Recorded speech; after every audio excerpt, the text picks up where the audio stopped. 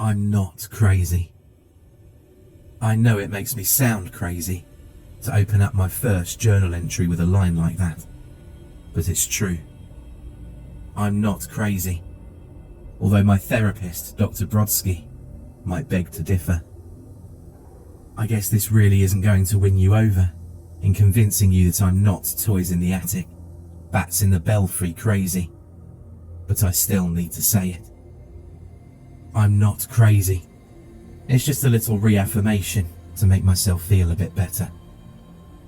I think maybe explaining why I came to need a psychiatrist who'd propose an idea, like writing out my thoughts, would make the most sense here. Everything started with a break-in. Luckily, no one was home. It was our family tradition to catch a movie every Saturday afternoon. To be honest, I have a hard time recalling what the movie was about, given what would follow. It was some animated film about a boy with magical powers fighting against the Moon Emperor. The kids saw it as a kiddie film, but slowly changed their minds midway through once the action picked up. The missus always tells me I should stop treating them like children, but I'm not ready to do that just yet, given my childhood. Anyway, we got home from the AMC to find the front door kicked in. I had my family stay in the car and get on the phone with the police while I investigated. I opened that garage and took out the closest thing I could find to a weapon, which happened to be a Mondo bat. I silently cursed the fact that we didn't have any actual bats after an accident a few years back. I hefted the plastic toy and prayed silently that the fact we painted it black to give the appearance of an actual bat would be enough to discourage any intruder as I searched the house. The kitchen looked like a tornado had rolled through. They'd swept items off the shelves and onto the floor. A bag of flour had burst, and they tracked it all over the kitchen. I followed the white powdered boot marks up the stairs towards our bedroom. My fingers were so tightly wrapped around the bat now that my knuckles were white. The door to our room was wide open. I stepped inside and saw that all of our clothes had been pulled out of the dresser and littered the floor. My billfold was still resting on top of the dresser. I peeked in the closet, half expecting to see the intruder in the shadows and covered in flour with a sinister smirk across his face. There was no one there. I cleared the room and continued to follow the flour trail. The tracks were fading now, as most of the powder was coming off in their boot prints, but I could still see the direction they were heading in. They were leading towards the kids' room. By now, my heart was pounding like crazy, and I was sweating bullets. My mind imagined the worst-case scenario as I slowly approached their room. I shoved the door open, almost driven to a blind rage by this dark thought, and charged into the room. Once inside, I was confronted with nothing. Toys and magazines littered the floor, but I couldn't tell if that was the work of the home invader or the byproduct of having a 10 and 11-year-old living in close proximity. It was about this time that I heard the police arrive. I dropped the painted plastic bat and went out to greet them. They chided me for searching the house on my own, but quickly segued into a rundown of the situation. I told them everything I'd observed and let them search through my house, while I tried to comfort my wife and kids. The police investigated the crime scene for about 15 minutes, but they weren't much help. They theorized it was a simple smash and grab due to the boot print on the front door and how everything looked hastily searched through. They questioned the neighbours, but of course, the homeowners association had insisted on privacy hedges between all houses, so no one really saw anything. They took down our information and left about an hour later when it was obvious that the culprit had fled. They told us that they'd collected evidence, taken photographs as well as statements, and they promised to get back in touch when more evidence was uncovered, but we didn't hear anything back from them. I would have written everything off, if not for a few things. The main problem was that I couldn't find anything missing. I even noticed that I'd left money on the dresser that was untouched. We also checked our medicine cabinet and found nothing missing. Jewellery was left where it was, and other than peace of mind, it seemed like they'd taken nothing. After a week of waiting, I called the police and asked them about the progress of my case. They reasoned that the person was probably a first-time offender and was in a hurry. They explained that he probably saw that no one was home and made the split-second decision to break in.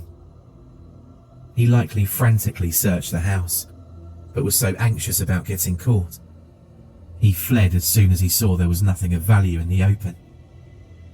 Their explanation worked for a little while, but eventually, the inconsistencies started to bleed through. There were just some things that didn't make sense to me. Why would someone go for the pantry first?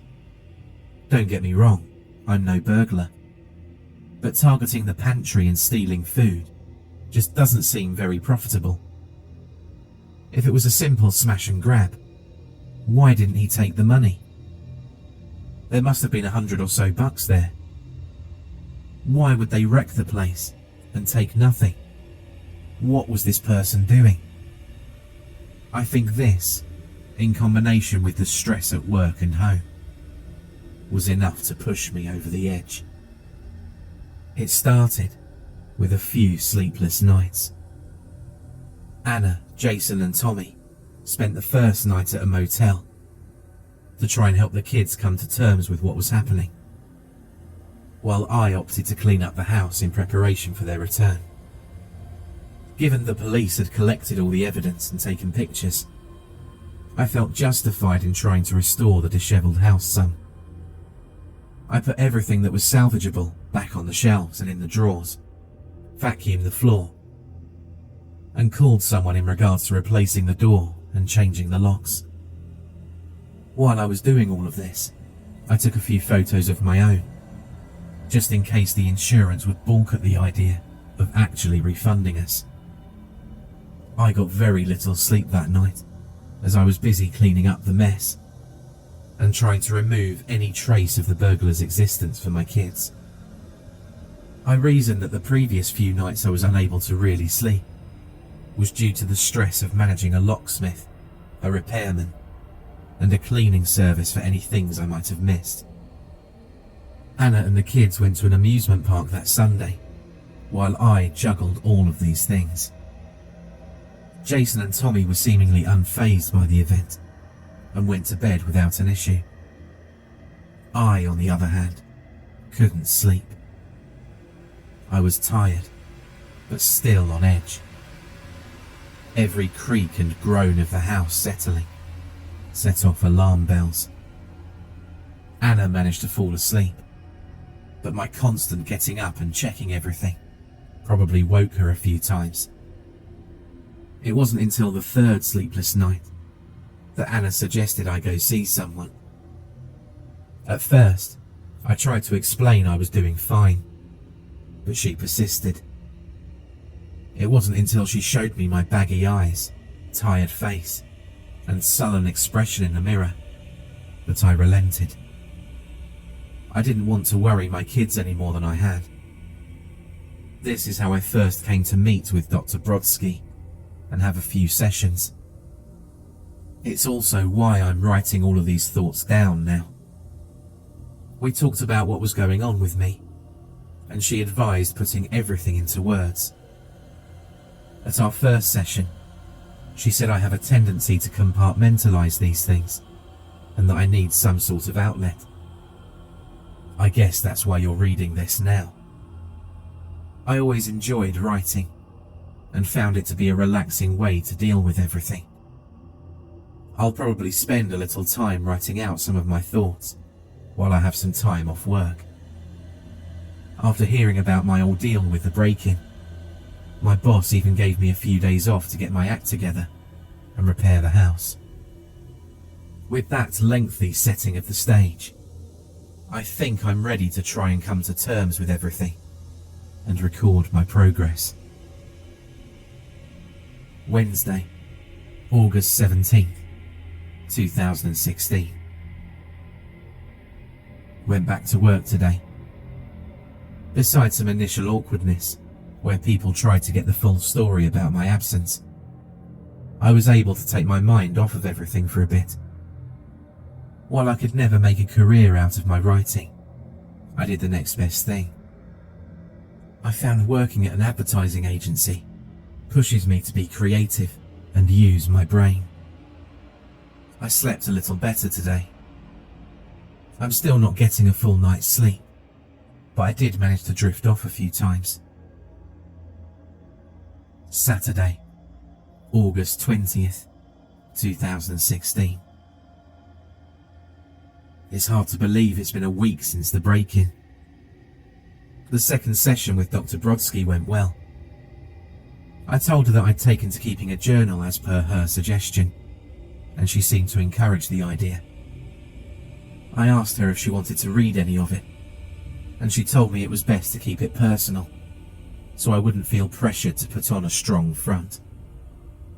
I mentioned that I still sometimes think about the incident, and she said that was normal. She said it's a normal coping method to remember and try and come to terms with the trauma. I asked her to write me a note saying that I was normal for my wife to read, and we had a bit of a laugh. Life at home is back to normal. The kids are running around, and Anna's busy cooking up some spaghetti and meatballs right now while I write this. We didn't get to go to the movies on account of my therapy sessions, but there isn't really much playing right now that would be suitable for my kids anyway. Thursday, August 25th, 2016. Work was a bit of a pain today. We have an upcoming project that needs to be cleared by Friday, and everyone's running around trying to make ends meet. It's my job to get the ad properly formatted and set up. I must have spent an hour trying to make everything look perfect before I accidentally closed out of the program and lost all of my hard work. I swore up a storm and had to stay a bit over while I redid all of my work so we could meet the deadline.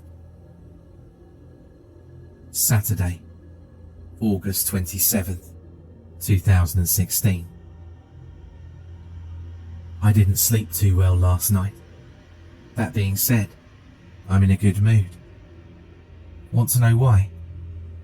The sessions ended today. Dr. Brodsky told me I was good to go. I was a little worried about my fitful night last night, but she explained it away by saying something along the lines of, "You're becoming healthy, that's all. You'll be healthier still this time tomorrow. I think you're on the right course here, and while I'd love to keep charging you for a low-stress chat, I don't want to add any more stress on your bank account. You're going to be fine. Just keep on the road to recovery." I left the office feeling better than I had since this craziness first started. I've decided to keep writing for a bit to chronicle my progress. I want to look back on this in a few weeks and reflect on how far I've come. Since it was the last day of my sessions, I couldn't get to the movies again today. Anna had some quality bonding time with the boys. I asked them what they saw, but they just shared a look and said it was a secret. I can't wait to get back into our weekly movie tradition and return to some form of normalcy with my family. To be honest, that little side glance and knowing smile they shared made me feel like I was being left out. Sunday, August 28th, 2016.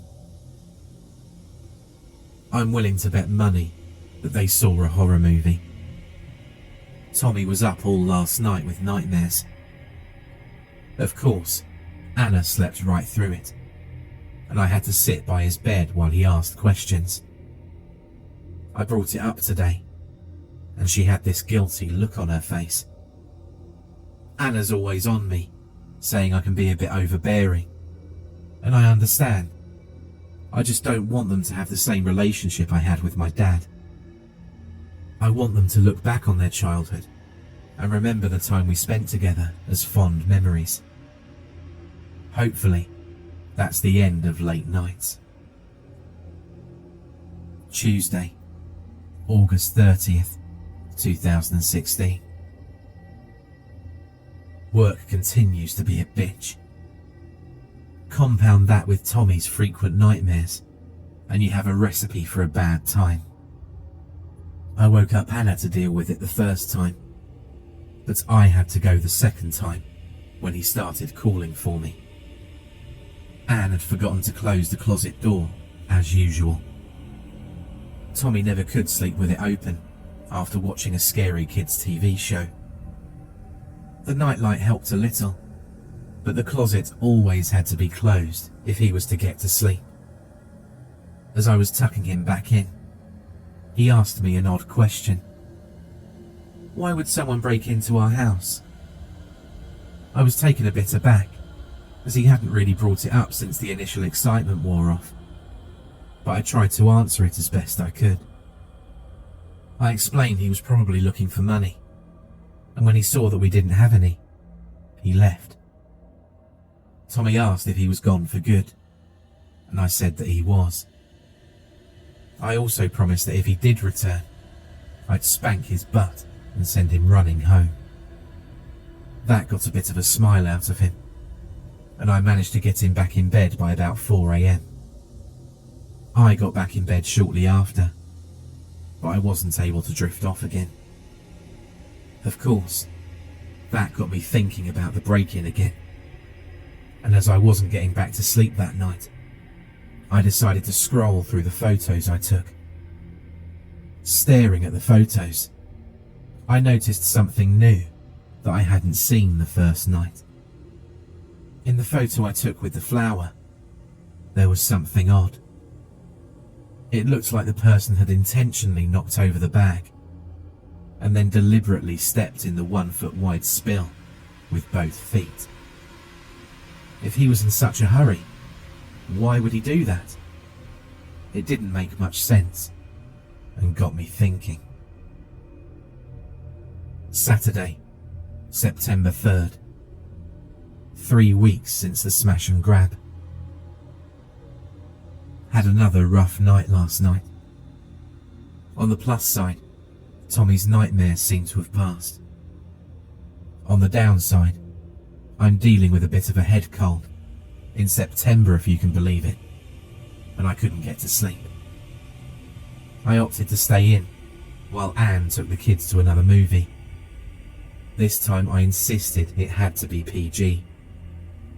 I know it isn't healthy to dwell on it this much, but the more I think about it, the more inconsistencies I'm noticing. The burglar had to have known that we'd be out for our family movie night. I didn't recall seeing anyone outside the house when we left that day, so that means he'd likely known that we were going to be out at a certain time. How did he know our pattern?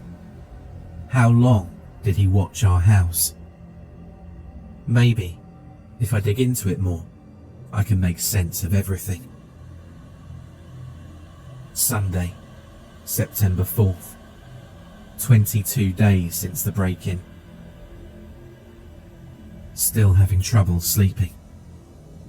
I told Anne it's just stress from work, and I think she believes me. She knows how frustrating the work can be sometimes. I decided to walk around, rather than keep her up with my tossing and turning. I carefully walked around the house, while flipping through my phone. It was while I was downstairs in the kitchen that I noticed something was wrong. The pantry door was open. Anne always closed it before bed, as we've had issues with rats in the past. I'll make a note here and bring it up with her in the morning. Monday, September 5th. 23 days since the home invasion. I don't think he left. I know that sounds crazy, but just hear me out. Anne said that she remembered closing the pantry door before bed, and this morning, one of my cereal boxes was almost empty. I poured out dust into my bowl and asked if anyone had had any recently. No one copped to it. I told myself it was just my mind playing tricks on me, but tonight, another piece was added to the growing evidence pile. I was walking around the house as part of my daily routine now, when I decided to check on the kids. I cracked the door open and looked into the room. The first thing I noticed was the room was cold. It was like 10 degrees colder than the rest of the house.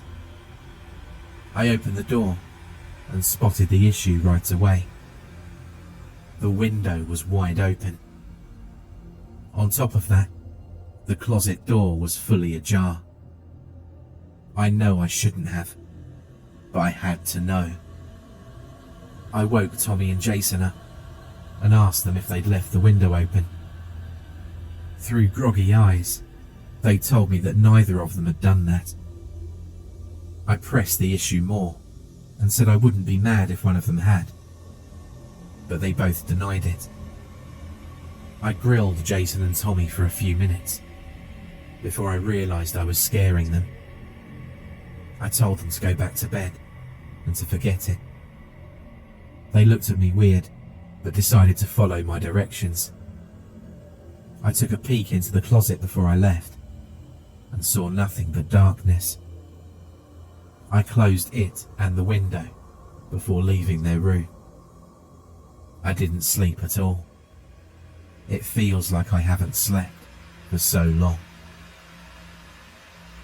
Tuesday, September 6th. 24 days since the home invasion. Now that I look closer, all the signs are there. I was an idiot to overlook them. The missing food just brought everything to my attention. The person broke in and tried to stage it to look like a smash and grab. But the truth is, they never left. They're somewhere in the house. I see that now. Now I'm noticing things have been moved around. It's all small stuff, like a chair pulled out at the table, or kitchen utensils put in the wrong drawer. There's small things you wouldn't really register until you thought about them. The more I look at the photos I took, the more signs of them that I see. They likely walked through the flour, so we'd be able to track their movements and search the whole house. They'd hidden so cleverly that we couldn't find them, and since we and the police fully searched the house, they assumed we'd feel safe that they'd left. I checked the crawl space in the attic, under the pretense of getting ready for Halloween. I didn't see any sign of him, but I expected as much. This person is clever and cautious. He wouldn't slip up like that.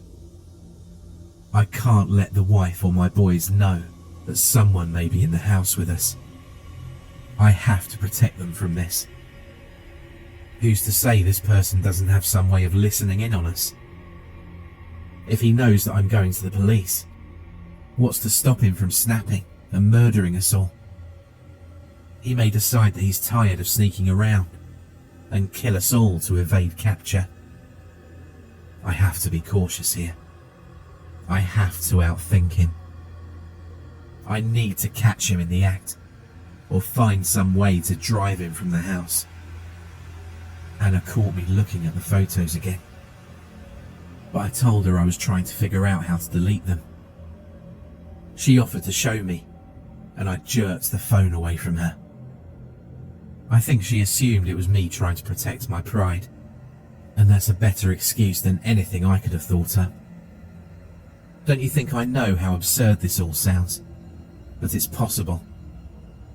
Someone managed to evade detection for a year while living in a Japanese man's apartment. It makes me sick knowing that this jerk could be living somewhere and coming out when no one's home or awake to eat and do God knows what else. Friday, September 9th. 24 days since the invasion began. Had a bit of a blow-up at work. I took the past 2 days off to keep an eye on things at home. When I called into work today, I was told rather harshly that I either needed to come in or turn in my resignation. I set up my webcam to try and keep an eye on things while I was out and went into work. My boss stopped by my office shortly after I arrived to tell me I needed to be taking things more seriously and he needed my head in the game. I couldn't help it. I snapped at him and told him to mind his own business.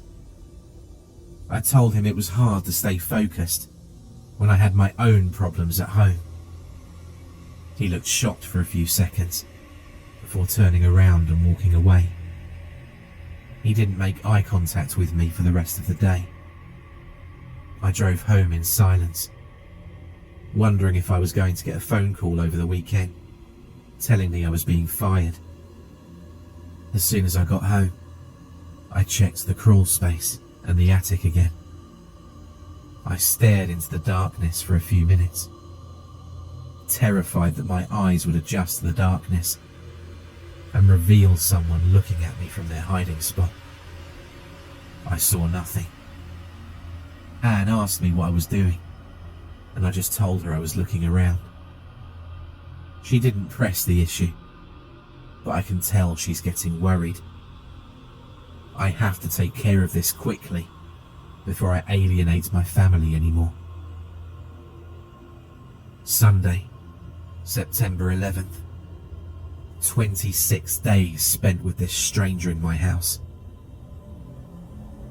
Still no call from my boss, but I've got bigger fish to fry at the moment. I think the intruder's onto me. It's like I can feel him watching me everywhere I go. I don't know if he's looking at me from the closets, the vents, or behind the sofa or the chair, but I can feel his eyes on me. Maybe he's turned my webcam against me, and he's using it to remotely monitor me. That would explain why I didn't see any signs of him. Maybe he's trying to erase the videos, or copy and paste old videos to make it seem like there's no one there. But I know that can't be right. He's somehow discovered my suspicions, and he's keeping an eye on me. Anything's possible. All I know is that he's focused on me. All this weekend, I've had his eyes burning into me, constantly making me look over my shoulder. As I showered on Saturday, it was like he was standing right outside the curtain. Anne, Jason and Tommy went to the movies without me that day. I think they know something's wrong. They caught me wandering the house, randomly opening doors, the pantry and closets. They didn't even ask me if I wanted to go to the movies with them. They just left. They stayed out late and had dinner, which allowed me to search the house thoroughly. I have to catch this bastard in the act and get rid of him before he can get rid of us. I woke up this morning, feeling his eyes on me from the closet. I sprung out of bed and wrenched open the door. There was nothing there, of course. He must have some means of slipping out that leaves no detectable mark on the wall. Anne was so startled that she started to cry. She keeps saying things about how I need to get help, how I need to sleep, and how I need to start acting like myself again for her sake and the kids. I can't listen to that now. I'm getting so close to getting him. He's going to slip up soon enough, and I'm going to cave that bastard's head in for all the trauma he's put my family through. Tuesday, September 12th. 27 days since this stranger was in my house. I got sent home from work today. I guess sitting at my desk and thumbing through photos of the house for hours wasn't the best choice. A security guard had to walk me out of the building and to my car. He watched me drive off while shaking his head at me all the while. It doesn't matter. It feels like I haven't slept in over a week. I look, feel, and smell like crap. It doesn't matter. I heard my wife crying on the phone today with her mum. She was speaking in hushed words, but I heard her. She wants to take the kids to their house after school on Friday, to get out of this house. It doesn't matter. I can feel his eyes on me, no matter where I am in the house.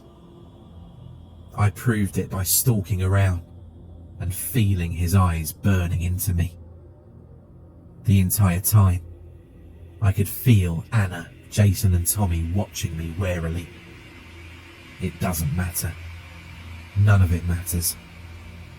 All that matters now is finding this sadistic monster and ending his life. No prison, no police. There are too many opportunities for him to get out, for him to continue to watch me, for him to worm his way back into our lives. As long as I keep moving and check spots as randomly as possible, I'm sure I'll catch him off guard. I won't sleep until I find this bastard. Thursday, September 15th. 30 days with this stranger in my house. He's in the walls. I don't know how he's doing it, but that's the only reasonable explanation for why I can't find him. There must be enough space to squeeze through and traverse the house using closets as entrances and exits. I could have sworn I heard him laughing at me behind one of the walls as I passed it. I'm ending this now. I'll tear down this entire goddamn house if I have to. No one threatens me or my family.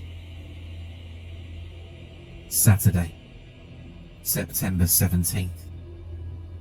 32 days.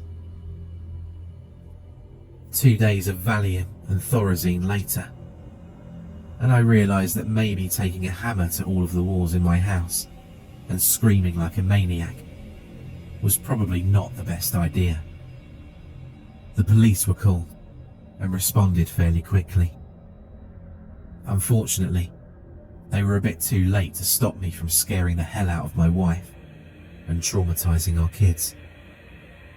I think for as long as I live, I'll hear Anna screaming at Tommy and Jason to hide in their room.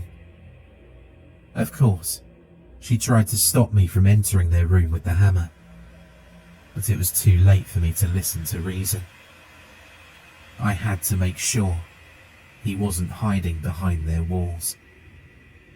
In the haze of my delirium, I remember shoving her out of the way and seeing my kids shrieking and running from me.